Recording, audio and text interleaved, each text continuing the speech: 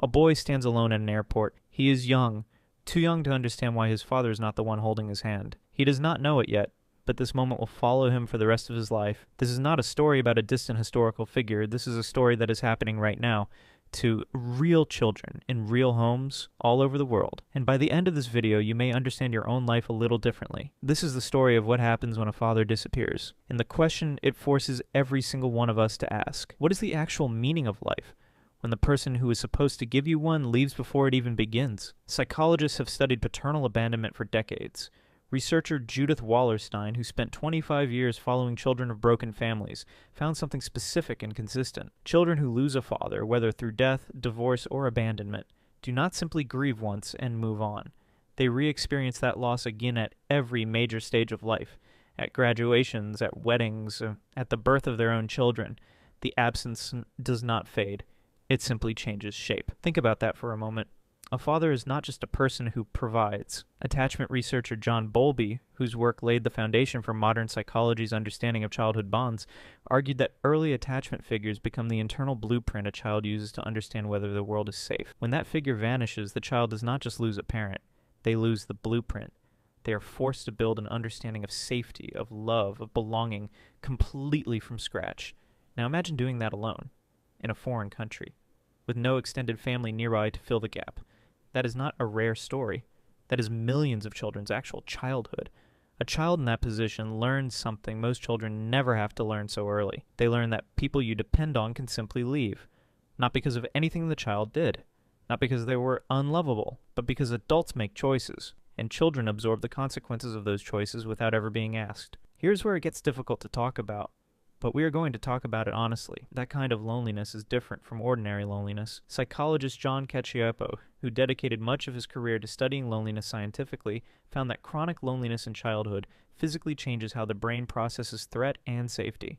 Children who grow up isolated from consistent family support often develop what researchers call hypervigilance, a constant low-level alertness, as if the world might take something away again at any moment. That is not weakness. That is a nervous system doing exactly what it was built to do after experiencing real loss. There is something else researchers have found that rarely gets discussed openly. Children who grow up this way often become remarkably capable. They learn to cook for themselves early. They learn to navigate systems adults usually handle. They learn to appear fine, because appearing fine was often safer than admitting they were not. From the outside, they can look like the strongest person in the room. On the inside, they are carrying something most people around them cannot see and were never taught to ask about.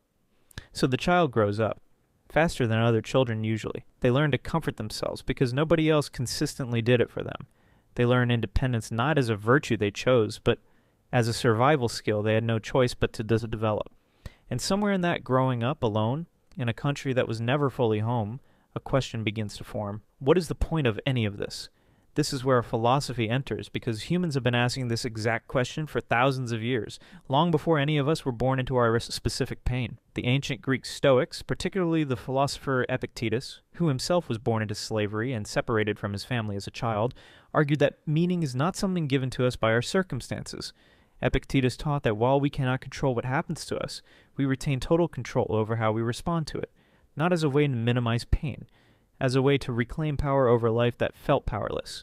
The existentialist philosopher Viktor Frankl took this further, and his conclusions came from the darkest possible place. Frankl survived multiple concentration camps during the Holocaust, where he lost nearly his entire family. In the aftermath, he wrote that meaning is not found by asking what life should give you.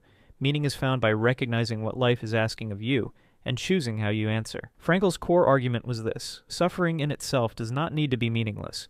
It becomes meaningless only when we cannot find any purpose within it or beyond it. That is not the same as saying the pain does not matter.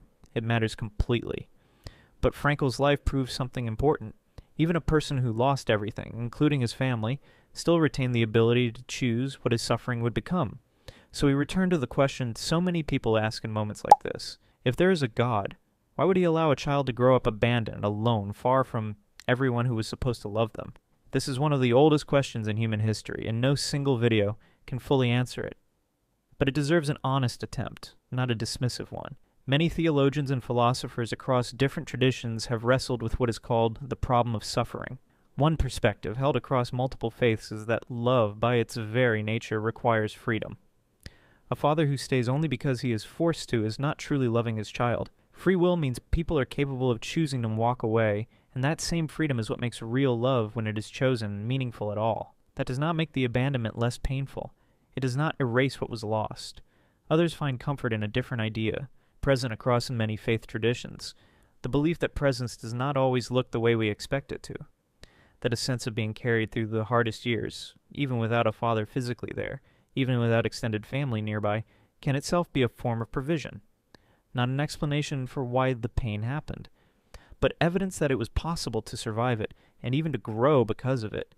And not everyone believes that is a coincidence. But some who have lived through devastating loss describe arriving eventually not at an answer, but at a different question entirely. Instead of asking, why did this happen to me?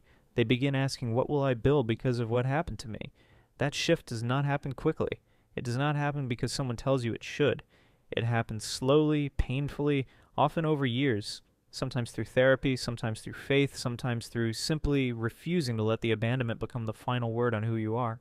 The boy standing alone at that airport did not choose that moment. He did not choose the absence, the distance, the years of building an identity without a full blueprint to guide him. But here's what research on resilience consistently shows. Psychologist Emmy Werner, who followed hundreds of at-risk children over 4 decades, found that the children who overcame the most devastating starts in life shared one common trait. At some point, each of them found one person, one belief, or one purpose to hold on to, and they built forward from that single point. Not because the pain disappeared, because they refused to let the pain be the entire story. So what is the meaning of life, when the people who are supposed to give you one leave before it even begins? Perhaps the meaning was never something waiting to be handed to us in the first place. Perhaps meaning is something we are forced to build piece by piece, especially in the places where it was never given to us at all. The boy at the airport grew up. He is still building. And so perhaps are you.